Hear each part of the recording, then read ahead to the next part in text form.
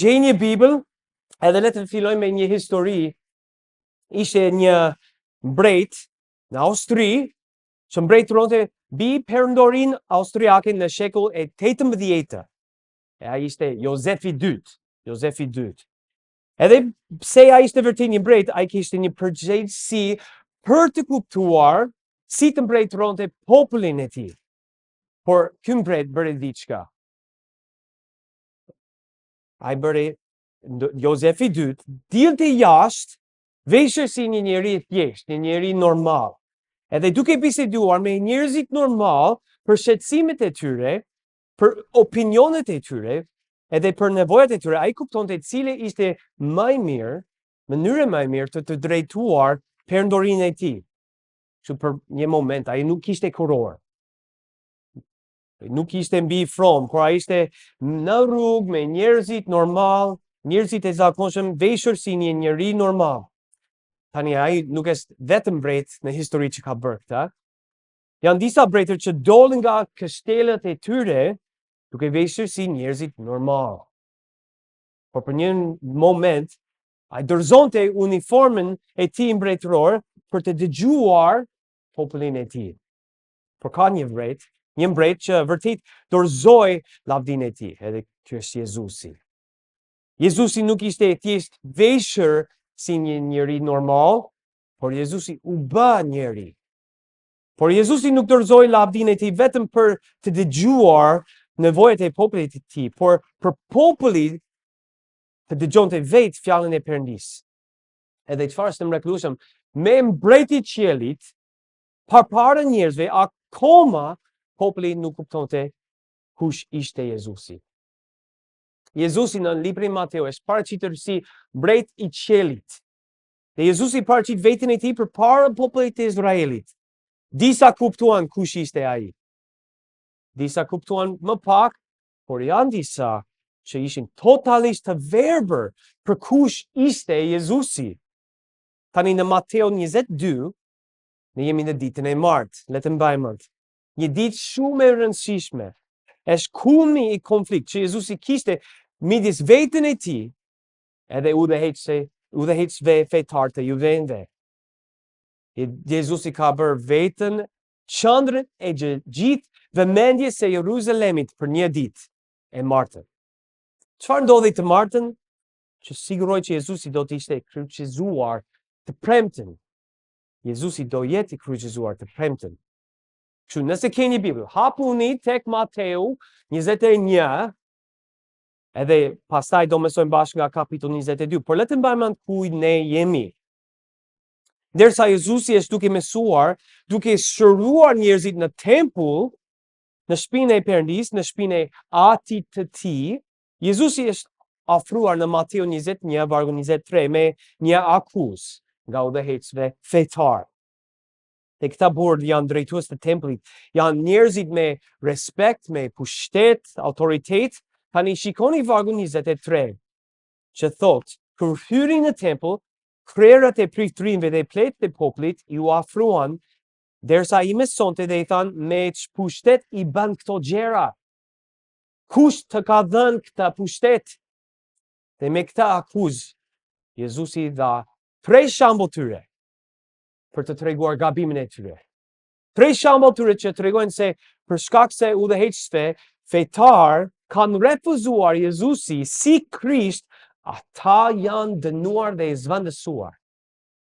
Imagjinoni, njerëzit me më shumë pushtet në fenë e judeve janë në fakt njerëzit më të verbër, më të humbur dhe më zemër ngurtësuar. Dhe pavarësisht sa zemër ngurtësuar janë, ata kuptojnë fjalët e Jezusit dhe kuptimin e shembullit të tyre. Këto 3 shembull janë ndjekur nga 3 kurthe. Një grup pyeti a duhet të paguajmë taksat Cezarit? Grup tjetër pyeti për ringjalljen, për martesën. Grupi i fundit pyeti cili është udhërimi i Perëndis më i madh. Të 3 pyetjet ishin një përpjekje për të kapur Jezusin në një gabim. Edhe këto pyetje vijnë nga zemra plot me mëkat. Udhëheqësit fetar u ishte dhënë përgjegjësi dhe pushtet, por ata vetë kanë refuzuar thjesht një gjë. Një gjë. Dhe është kjo. Jezusi i Nazaretit është Krisht. Çështja më e rëndësishme është kush është Krishti. Nuk është për taksat dhe Cezarit, nuk është për martesën dhe rigjan, nuk është për traditat dhe ligjet, por kush është Krishti. Dhe është në këtë moment që Jezusi do të bëj pyetjen e fundit me këtë konflikt, me këtë debat. Le të hapim Bibla tonë tek Mateu, kapitull 22. Gjej kapitull 22 dhe jemi sot në pasazh në vargjet 41 deri 46. Le të lexojmë gjithë pasazhin bashkë. Mateu 22, 41 deri 46. Tani kur mblodhen farisejt, Jezusi i pyeti: "Ç'duket juve për Krishtin? Biri i kujt është?" Ata i thanë Davidit. Ai u tha atyre: "Si pra Davidi në frymë e quajnë Zot, duke thënë: Zoti i ka thënë Zotit tim, ulu në të djathtën time, derisa unë t'i vë armiqtë e tu si sto të këmbëve të tua. Në qoftë se Davidi e quajnë Zot, si mund të jetë biri i tij?" Por asnjë nuk ishte në gjendje të përgjigje, dhe që nga ajo ditë askush nuk guxoi të pyes më. Nga këtë pasazh ne mësojmë për birin, për Krishtin, për Jezusin.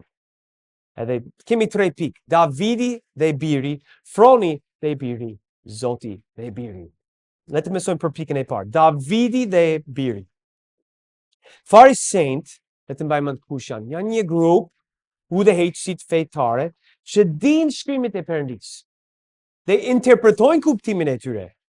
Jo vetëm kaq, por ky grup ka krijuar rregulla dhe tradita që janë jashtë fjalës së Perëndisë. Dhe problemi më i madh është që farisejt mësuan popullin që traditat e tyre ishin në të njëjtën nivel si fjalën e Perëndisë. Çdo person, imagjino si duket. Çdo person në Izrael është fiksuar me këto rregullat. Çfarë duhet të hanë? Sa larg mund të ecin, si duhet të vishin? Çfarë tha ligjin? Çfarë tha farisejt? Çfarë tha traditat? Të gjithë ishin fiksuar për këto gjëra.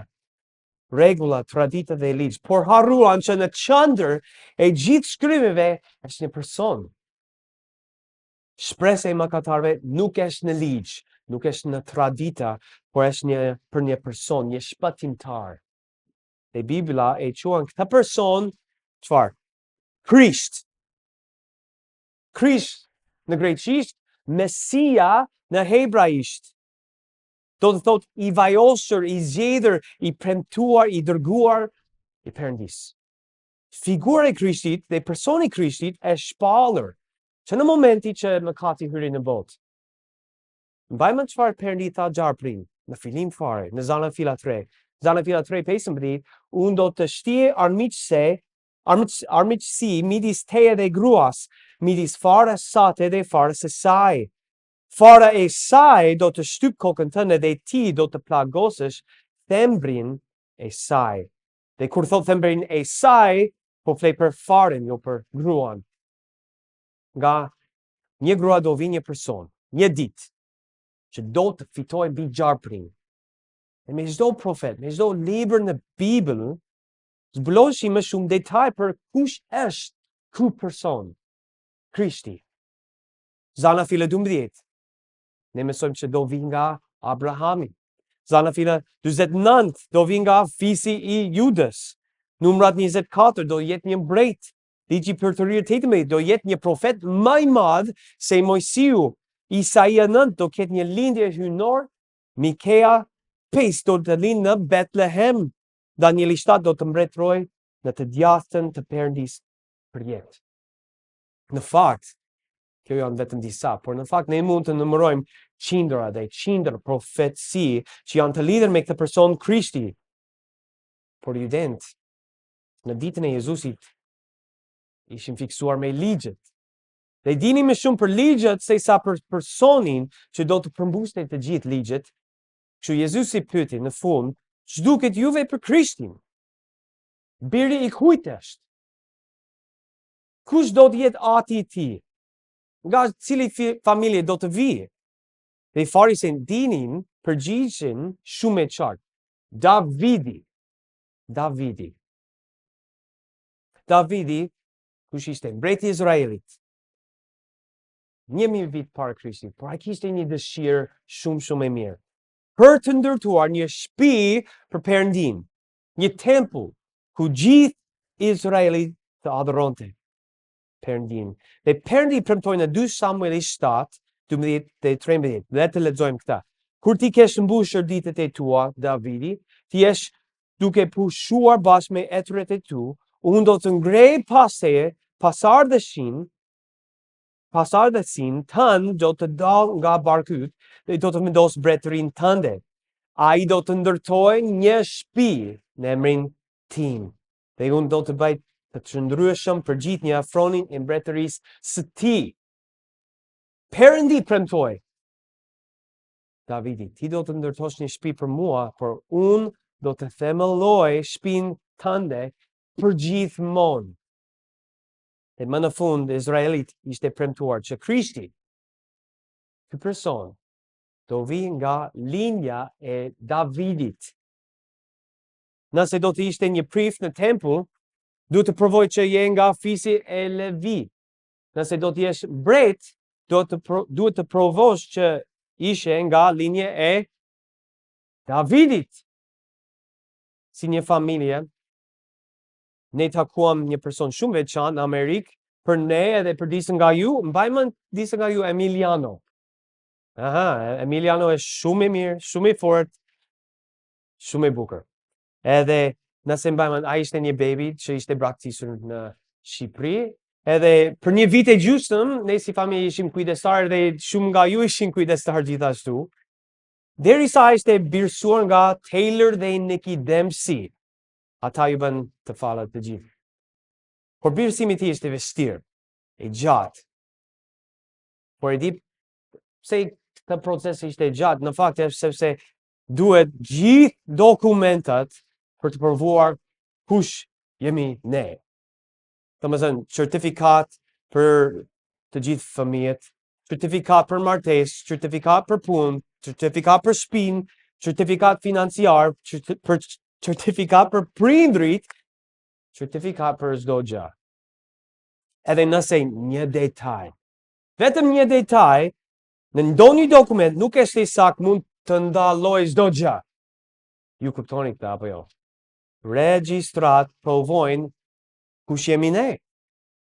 Dhe regjistrat më të rëndësishëm në historinë e popullit të Perëndis janë regjistrat që janë të lidhur me linjën e Davidit. Në tempull, në fakt, rryshin të gjithë regjistrimet genealogjike. Domethënë, nga vdekja e Davidit, linja e Davidit vazhdoi dhe për 1000 vjet është regjistruar kush nga pasardhësit e Davidit ishin në linje mbretërore. Edhe pse kishte shumë njerëzit të ditët e Jezusit, ishin nga linja e Davidit, shumë pak prej tyre mund të provonin që ishin nga linja mbretërore e Davidit. Kështu që një person të ishte konsideruar shok edhe si një opsion, si premtuari duhet të ishte nga linja mbretërore e Davidit. Tani, dëgjoj këta. Mateu, Marku, Luka dhe Gjoni në asnjë rast nuk ka asnjë akuzë që Jezusi nuk ishte biri i Davidit. Pse? Sepse ishte regjistruar në tempull. Nëse kishte një mbret në ditët e Jezusit, do të ishte një person. Kush? Jezusi. Kush është Krishti? Biri i kujt është? Biri i Davidit. Por Davidi gjithashtu ka shkruar një psalm shumë të rëndësishëm në lidhje me Krishtin. Le të lexojmë prapë Mateu 22, vargjet 43 dhe 4. Ai u tha atyre, si pra Davidi në frymë e quan Zot duke thënë, Zot i ka thënë Zotit tim, ulu në të djatën time derisa ti vë armiqtë e tu si shtoll të këmbëve të tua. Ok, kalimi në pikën e dytë. Le të mësojmë për froni dhe biri. Froni dhe biri. Këtu Jezusi po citon një psalm. Psalm 110. Janë në fakt 150 psame, por psalm 110 është e veçantë dhe ndryshe. Psalmet çfarë janë? Janë poezi ose këngët që ishin shkruar për të adhuruar Perëndin. Gjithë psalmet mësojnë për karakterin e Perëndis, për dashurinë e tij, për hirin e tij, për sovranitetin e tij, drejtësinë e tij. Për disa nga ju ndoshta Bibla është një gjë e re. Në jetën tënde, nëse nuk di ku të fillosh, fillo me psalm. Psalmet na mëson kush është Perëndia. Disa psalm reflektojnë për ata që Perëndi ka bërë, disa për ata që Perëndia po bën, edhe disa profetizojnë për ata që Perëndi do të bëjë. Si psalm 110. Psalm 110 është jo vetëm psalmi më cituar në Vjetrin e Re, por është pasazhi ose kapitulli më cituar në gjithë Vjetrin e Re. Nga psalm 110 ne mësojmë kush është Krishti. Ai nuk është vetëm një mbret, por ne mësojmë që ai është gjithashtu një prift. Që ai është gjithashtu një profet, ai është profet, prift e mbret. Që nëse ke një Bibël, nëse je gati, kallo tek psalm 110. Edhe le të lexojmë gjithë psalm bashk. Është vetëm 7 vargje, por është shumë e rëndësishëm. Psalm 110, le të lexojmë. Zoti thot zotërisë time, ulu në të djatën time derisa ti bëj armiqtë tu si stol të këmbëve të tua. Zoti do të shtrijë nga Sion skeptrin e fuqisë sate. Ai sundon në mes të armiqve të tu. Populli yt do të afrohet vullnetarisht ditën e pushtetit tënd. Në madhështinë e shenjtërisë, nga xhiria e agimit, ti do të kesh vesën e rinisë sate. Zoti është betuar dhe nuk do të pendohet. Ti je prift për jetë sipas ujërit të Melkizedekut. Zoti është në djatën tënde. Ai ka për të zhdukur disa mbretër ditën e zemërimit të tij. Ai do të gjykojë kombët, do t'i mbush me kufoma dhe do të zhduket qeveritarët e pjesë të madhe të tokës. Rrugës do të pijnë ujë nga peroj dhe si pasoj do të ngrej kokën. Tani kjo psalm është një psalm për të ardhmen. Një psalm që shpall që Zoti do të zbatoj drejtësinë e tij dhe gjykimin e tij si një prift, si një mbret. Okej, pyetjet që kam. Kush ka shkruar këtë psalm? Davidi, mbreti dhe poeti i famshëm Davidi. Dhe Jezusi na mëson që Davidi e shkroi këtë psalm në frymë. Domethënë, ai është duke shkruar vërtet fjalën e Perëndis i drejtuar nga frymën e Perëndis. Tani çfarë tha mbreti Davidi? Shikojmë në Mateo 22:44. Zoti i ka thënë Zotit tim.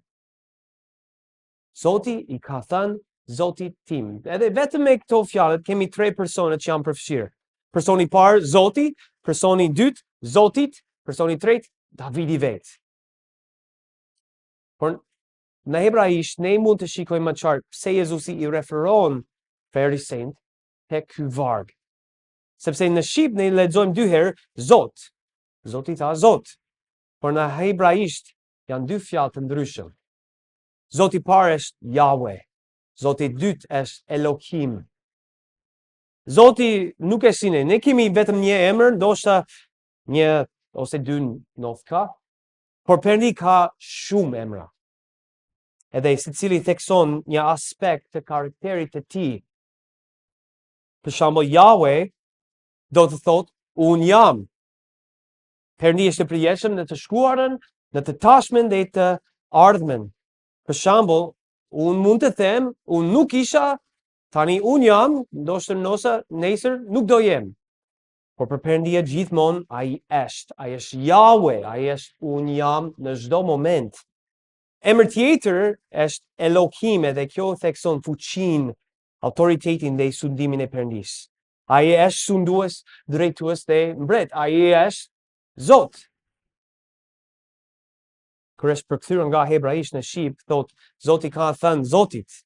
Por në hebraisht është Yahweh i ka thënë Elohim tim.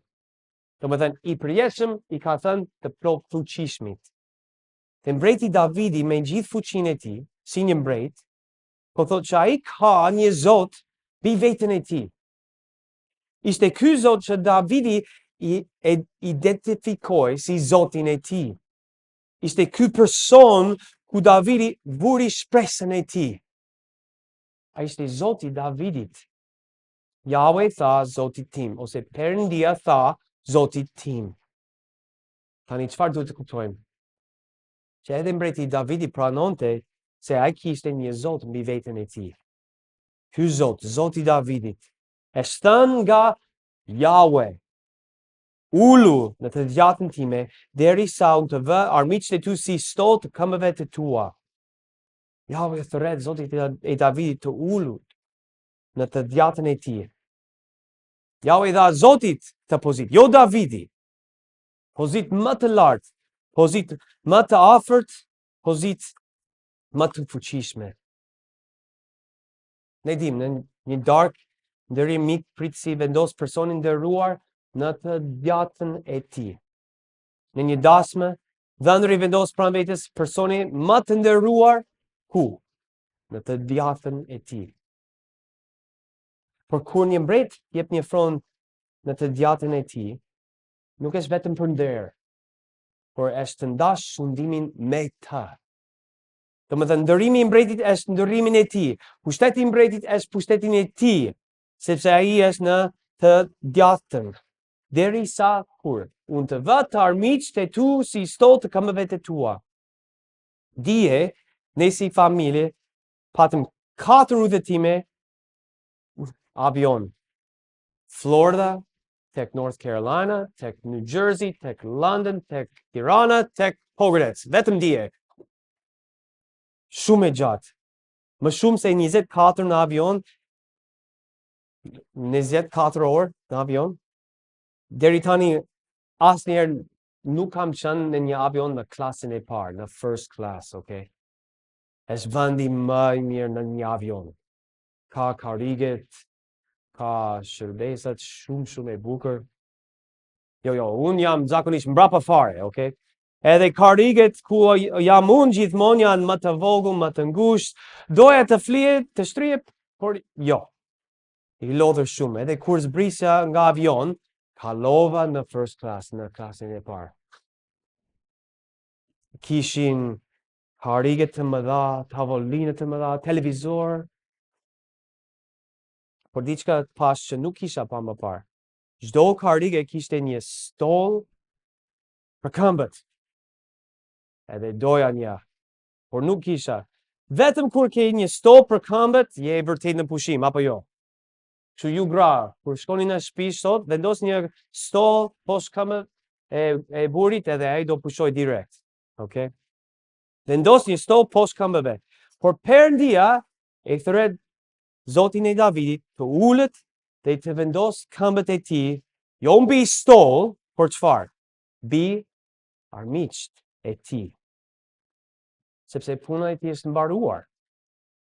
Dhe kjo është një ftesë për një person që të sundoj me Perëndin dhe të sjell drejtsinë e tij mbi gjithë armiqtë. Okay, kemi mësuar biri Davidit, biri dhe Efronin, tani le të shkojmë pikën e fundit. Biri dhe Zotit. Jezusi kishte pyetjen e fundit. Biri i kujt është Krishti? Biri Davidit. Por Davidi gjithashtu dëshmoi që Zoti i tij është dhënë një fron nga Perëndia. Tani Jezusi ka edhe një pyetje që do të mbarojë gjithë debatin e ditës me udhëheqësve fetar. Shiko vargu 45. Në qoftë se Davidi e quan Zot, si mund të jetë biri i tij? Të dëgjojmë pyetje prapë. Në qoftë se Davidi e quan Zot, si mund të jetë biri i tij? Është një pyetje, por në të vërtetë është një argument logjik. Dhe më thellë përmban të vërtetën më të madhe rreth personit të Krishtit. Davidi e quan person Zot dhe Davidi pranon që ky person do të jetë biri i tij. Këtu ne shikojmë që Krishti është biri i Davidit. Edhe para se ai të linte, Davidi kishte besim në të si Zotin e tij. Çfarë kuptonte Davidi që farisejt nuk kuptonin që Krishti, po është biri Davidi, por ai ekzistonte para Davidit. Krishti është Zot. Ai është biri Davidit, por që nga fillimi ai është biri Perëndis. Është si çdo profeci në Dhjetën e Vjetër, është një vestrim i vogël, një person i Krishtit, si një perë që hapet nga dal, por për një moment, këtë moment, Jezusi plotësisht tregon çfarë është mbrapa. Krishti i premtuar është synor. Krishti i premtuar sundon me Perëndin në fuqinë dhe natyrë, sepse Krishti i premtuar është biri Perëndis, që u bë njeri nëpërmjet linjës së Davidit. Biri Perëndis u bë njeri nga linja e Davidit që të jetë shpëtimtar i mëkatarëve. Vargu 45, në qoftë se Davidi e quan Zot, si mund të jetë biri i tij? Cili është përgjigja? Sepse Davidi besonte dhe kuptonte që Zoti i tij është biri Perëndis. Dhe si reaguan farisejt? Vargu 46. Çfarë mbrojtje ose çfarë kundër argumente i kthyn Jezusit? Vargu thot, por asnjë nuk ishte në gjendje të përgjigje. Asnjë mund të përgjigjë. Dhe që nga ajo ditë askush nuk guxoi të pyesë më. Jezusi fitoi. Dhe me këtë varg ne mbarojmë Mateun 22, por vërtet për 22 kapitull në Mateu, për 2 vite kemi mësuar për farisejt, apo jo? Traditët e tyre, gabimet e tyre, mëkatet e tyre, akuzat e kurthat e tyre kundër Krishtit. Por kuptoni këta o kish. Pas këtij moment, asnjë farisej nuk bëri asnjë pyetje publike më. Asnjë akuzë publike apo sum publik kundër Jezusit. Me këtë pyetje, farisejt janë detyruar të heqnin. Farisejt nuk mund të përgjigjen pyetjes së Jezusit. Por të tjerët mund të përgjigj. Palli përgjigj në fakt. Në qoftë se Davidi e quan Zot, si mund të jetë biri i tij? Palli përgjigjet në Romakëve 1:1-4 që thot Palli shërbëtori i Jezusit i thirrur për të qenë apostull i veçuar në Ungjillin e Perëndis, siç i kishte premtuar ai me anë të profetëve të tij në shkrimet e shenjta, lidhur me birin e tij të lindur nga fare e Davidit sipas mishit, i deklaruar biri Perëndis në fuqi, sipas frymës së shenjtërisë nëpërmjet ringjalljes prej së vdekurit, Jezu Krishti Zoti ynë. Përfundimi është e thjeshtë. Dhe është vetë thelbi e besimit të krishterë. Jezusi është Krisht. Krishti është biri Perëndis, i dërguar si biri i njeriut. Shpëtimtari ynë ishte dhe është Perëndi. Por për një moment në histori, hyri në botën tonë si ne. Mori frymën e njerëzve. Farisejt nuk mund të përgjigjeshin. Por Gjoni mund të përgjigjet. Gjoni 1:14 dhe fjala u bë mish dhe banoi ndër ne dhe ne soditëm lavdinë e tij si lavdi e të vetëm lindurit prej Atit, plot hir e të vërtetë. Jezusi vetë është Perëndi që banoi ndër ne. Dhe në të shfaqur e gjithë lavdi e Perëndis. Plot hir, plot të vërtetë. Farisejt nuk mund të përgjigjeshin. Por Pietri, mbajmën Pietri, ai përgjigj në 2 Pietri 1:16, sepse nuk ju a bëm të njohur fuqinë dhe ardhin e Zotit tonë Jezu Krisht, duke shkuar pas prallëve të sajura me mjeshtri, por sepse jemi dëshmitar okullar të madhështisë të tij, sepse ai mori ndër ne dhe lavdi nga Perdi atë, kur i erdhi ky zë nga lavdi e madhërishme. Ky është biri im i dashur në të cilit jam kënaqur. Farisejt nuk mund të përgjigjeshin se kush është Krishti. Biri kujt është Krishti? Por pyetja që unë kam sot është kjo. A mund të përgjigjesh ti? Kush është Krishti? Biri kujt është? Sepse ju dini këtas, disa besojnë që Jezusi ishte thjesht një njeri I çmendur. Disa besojnë që ai thjesht është gënjeshtar. Disa besojnë se ai është udha e vërtetë dhe e jeta. Askush nuk vjen tek Ati përveç se nëpërmjet Jezusit. Çfarë beson ti? Çfarë përgjigje ke ti? Të mbaroj me një histori shkurt. Ishte një grua me një jetë të vështirë edhe plot me gabim, plot me mëkat. Ndoshta ti mund të identifikohet me këtë grua. Ajo kishte një jetë vështirë. Në fakt ajo ishte martuar, divorcuar dhe tani ajo ishte me burrë të tjerë. Edhe një ditë ajo shkoi për të marrë ujë nga një burim, edhe vetë aty ishte Jezusi. Dhe nga të gjithë njerëzit në botë. Kjo është vërtet. Kjo grua ishte personi I parë që të dëgjonte qartë kush është Krishti. Jezusi tha në Gjoni 4:25. Grua I tha, unë e di se do të vi Mesia, Krishti, që e quan Krisht, kur të ketë ardhur, ai do të na kumtoj çdo gjë. Jezusi tha çfarë? Unë jam ai që po të flet. Gruaja ishte personi I parë që dëgjoi se Jezusi është Krishti dhe ajo besoi. Ajo besoi direkt. Por si ne dim? Jo sepse ajo tha, unë besoj. E di pse ne dim që ajo besonte, sepse ajo bëri diçka. Direkt. Jezusi, ne mësojmë nga Gjoni 4:28, atëherë gruaja e la kohën e saj, e la punën, u kthua në qytet dhe u tha njerëzve, eja dhe ti shikoni. Një njeri që më ka thënë gjithçka që kam bërë, val mos është ky Krishti? Dolën. Pra nga qyteti dhe erdhën tek ai. Ajo e la punën e saj dhe më njëherë shpalli të gjithë atë që takoi Krishtin. Kush është Krishti? Biri kujt është? A beson se është Krishti Jezusi? Nëse mbreti Davidit e quan Krishtin Zotin e tij, edhe ne duhet të quajmë Krishtin Zotin ton apo jo? Dhe me anë të hirtë të tij, ai na ka zbuluar kush ai është.